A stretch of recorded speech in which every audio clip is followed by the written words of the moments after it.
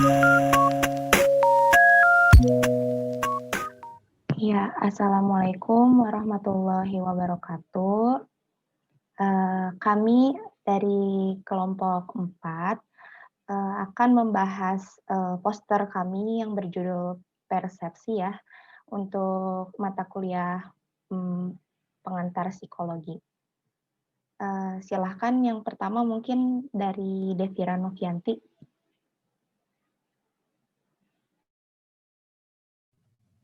Oke, jadi pertama, apa sih persepsi itu? Dalam kamus psikologi, persepsi adalah proses mengetahui atau objek dan kejadian objektif dengan bantuan indera. Dan diambil dari salah satu buku yang berjudul Psikologi Pembelajaran menurut Asrori tahun 2009, persepsi adalah proses individu dalam menginterpretasikan, mengorganisasikan, dan memberi makna terhadap stimulus yang berasal dari lingkungan di mana individu itu berada, yang merupakan hasil dari proses belajar dan pengalaman. Selain itu ada juga faktor yang mempengaruhi persepsi tersebut, yaitu faktor internal dan eksternal. Faktor internal yang pertama ada fisiologis, yaitu masuknya informasi melalui indera, dan informasi tersebut akan mempengaruhi usaha untuk memberi suatu persepsi. Yang kedua, perhatian. Individu memerlukan sejumlah energi yang dikeluarkan untuk memperhatikan atau memfokuskan pada bentuk fisik dan fasilitas mental yang ada pada suatu objek. Yang ketiga, suasana hati. Keadaan emosi juga mempengaruhi perilaku seseorang dalam menerima, beraksi, dan mengingat. Selanjutnya ada faktor eksternal, yaitu yang pertama, warna dari objek-objek. Objek-objek yang mempengaruhi cahaya lebih banyak akan lebih mudah dipahami dibandingkan dengan yang sedikit. Yang kedua, adanya intensitas dan kekuatan dari stimulus. Kekuatan dari stimulus merupakan daya dari suatu objek yang bisa mempengaruhi persepsi. Yang ketiga, adanya motion atau gerakan. Individu akan banyak memberikan perhatian terhadap objek yang memberikan gerakan dalam jangkauan pandangan dibandingkan objek yang diam. Selanjutnya akan dilanjutkan oleh Rizka.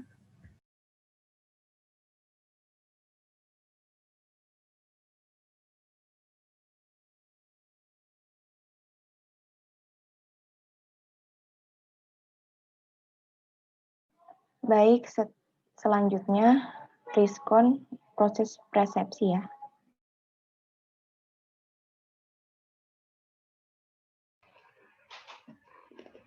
Proses persepsi merupakan suatu proses yang didahului oleh penginderaan,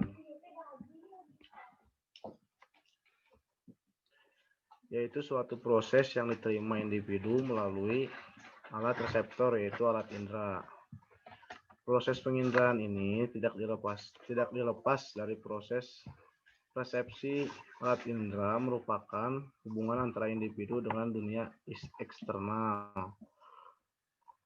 Bahwa persepsi adalah proses kognitif yang digunakan oleh individu untuk menafsirkan dan memahami dunia sekitarnya. Dengan kata lain, persepsi mencakup penerimaan stimulus yang diorganisasikan dengan menerjemahkan atau menafsirkan stimulus yang diorganisasikan dengan cara yang dapat mempengaruhi perilaku dan pembentukan sikap. Proses persepsi adalah proses menjadi sadar akan banyaknya stimulus yang mempengaruhi indera kita. Menurut Hamka, proses terjadinya persepsi melalui tahap-tahap sebagai berikut. Tahap pertama merupakan tahap yang dikenal dengan nama proses kealaman atau proses fisik, yaitu proses ditangkapnya suatu stimulus objek oleh panca indera. Tahap kedua merupakan tahap yang dikenal dengan proses fisiologis, yaitu proses yang diteruskannya stimulus atau objek yang telah diterima oleh indera melalui syaraf-syaraf sensoris ke otak.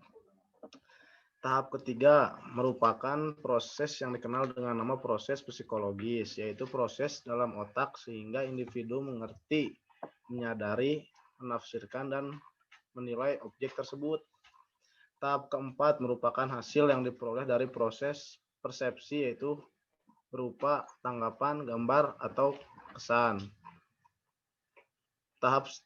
Tahap penerimaan stimulus, baik stimulus fisik maupun stimulus sosial melalui alat indera manusia, yang dalam proses ini mencangkup pula pengenalan dan pengumpulan informasi tentang stimulus yang ada.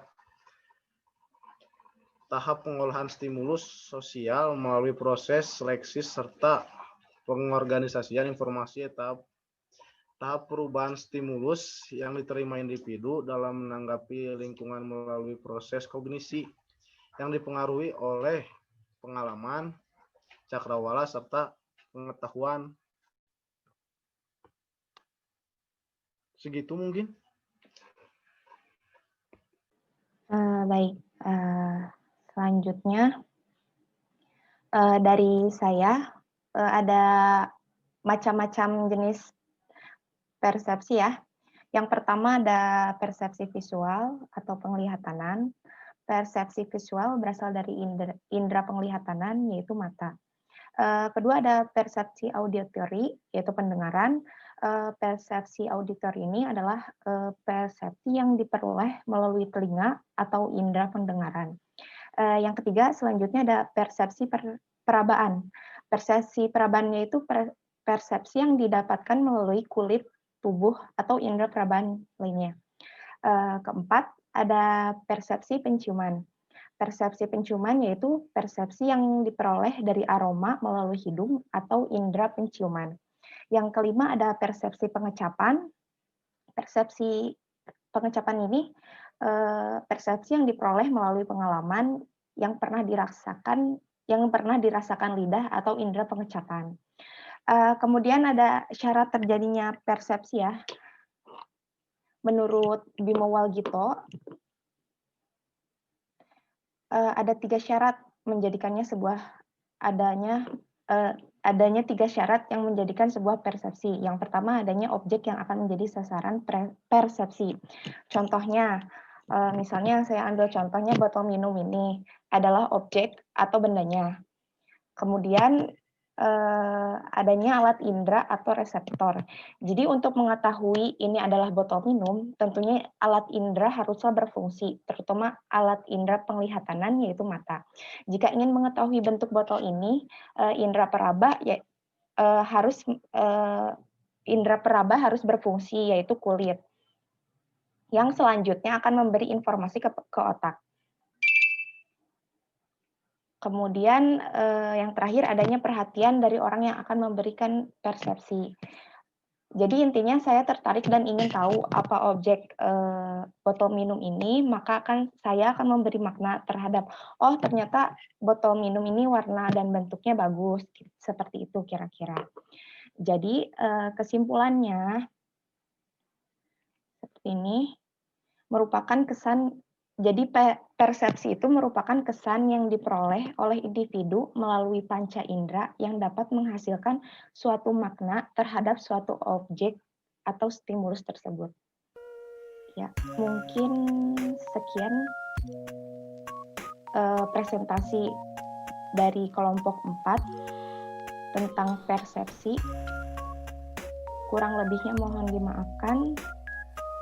Ya, sekian, terima kasih. Wassalamualaikum warahmatullahi wabarakatuh.